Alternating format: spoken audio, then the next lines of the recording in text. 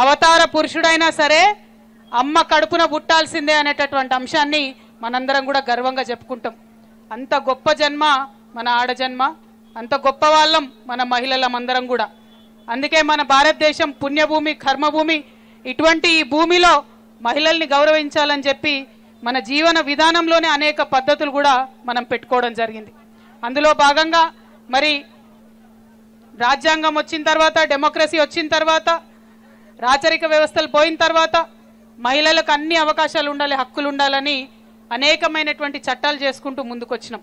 మరి ఆ చట్టాలు రావడానికి ఎంతోమంది మాతృమూర్తులు, ఎంతోమంది స్త్రీమూర్తులు వాళ్ళ యొక్క త్యాగాలు, వాళ్ళ యొక్క కొట్లాటలు, మన ముందు తరాల వాళ్ళందరి కొట్లాటలతోని ఇవాళ మనందరం ఇక్కడ స్టేజ్ మీద కూర్చునేటటువంటి పరిస్థితికి వచ్చినాం. ఇవాళ మహిళా దినోత్సవం అంటే వాళ్ళందరినీ కూడా ఒకసారి గుర్తు చేసుకోవాలి. మన అమ్మలు, అక్కలు ఎంతోమంది కష్టపడ్డారు కాబట్టే ఇవాళ ఆడబిడ్డలకు చదువుకునే అవకాశం వచ్చింది. వాళ్ళు కష్టపడ్డారు కాబట్టే ఇవాళ మనం అన్నో ఎన్నో ఉద్యోగాలు చేసుకునే అవకాశం వచ్చింది, మనకు ఓటు హక్కు వచ్చింది.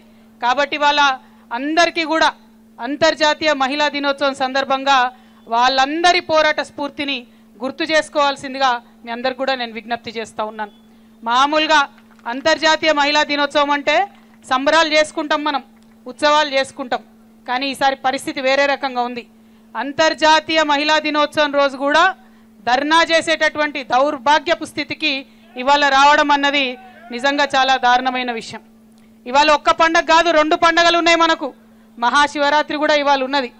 అందరం ఈడనే ఉపవాసం చేస్తున్నాం. మానవ సేవనే మాధవ సేవ అంటాం కదా, ఇక్కడ మహిళలకు సేవ చేసే ప్రయత్నం చేస్తున్నాం. శివరాత్రి ఏం మిస్ అయితలేము.